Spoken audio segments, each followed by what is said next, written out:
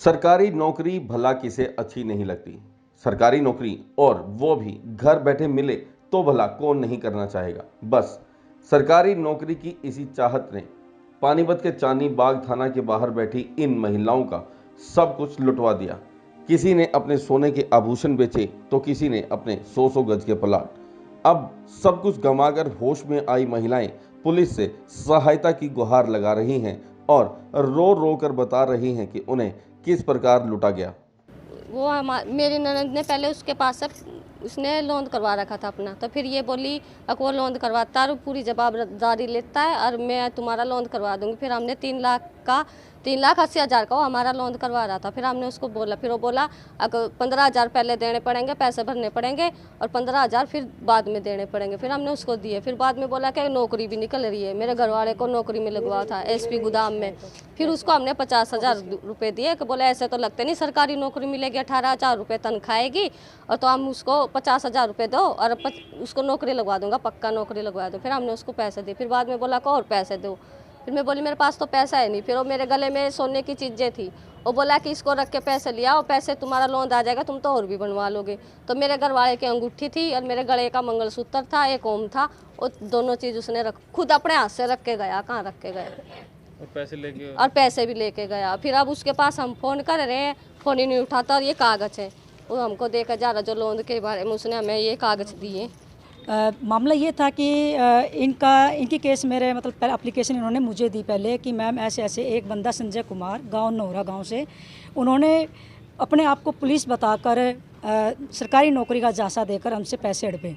बताया कि उन्होंने अमृता से 60,000 रुपये, एक लॉकेट, मंगलसूत्र और कानों की बाड़ी इससे हड़पे।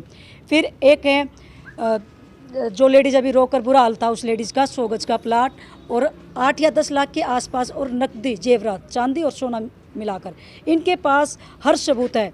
और नौकरी जो कंप्यूटर में डुप्लीकेट कागज़ बनवाते वो कागज़ निकलवा कर लिफाफे में डालकर इनको बकाया गया कि मैं आपको नौकरी पर लगवा दूंगा।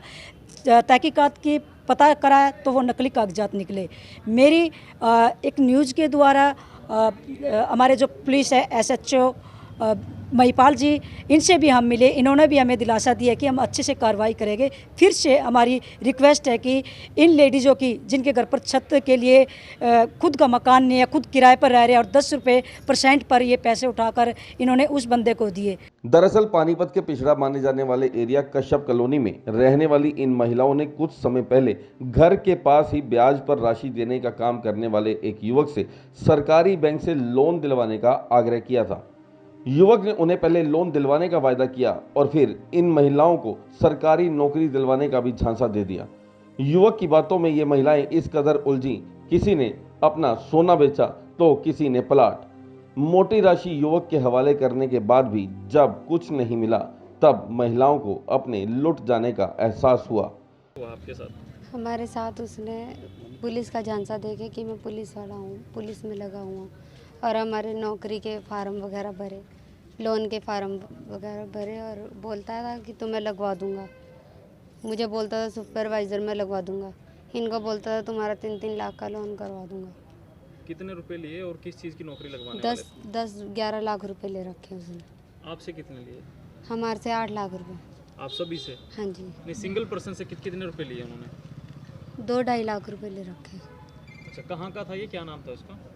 उसका संजय नाम था, नोहरा गाँव से था। अब पुलिस से मदद की गुहार लगाई जा रही है। पुलिस के मुताबिक मामला गंभीरता से लिया जा रहा है और आरोपी को जल्द ही गिरफ्तार कर लिया जाएगा। एक महिला ने शिकायत दी है कि हमारे नौकरी लगवाने के नाम पे कुछ पैसे हड़प लिए हैं, जिसकी शिकायत हमने अभी प्राप्त की है। उसको हमने शिकायत की रिसिप्ट भी दी है। इसमें प्रिलिमिनरी इंक्वायरी की जाएगी।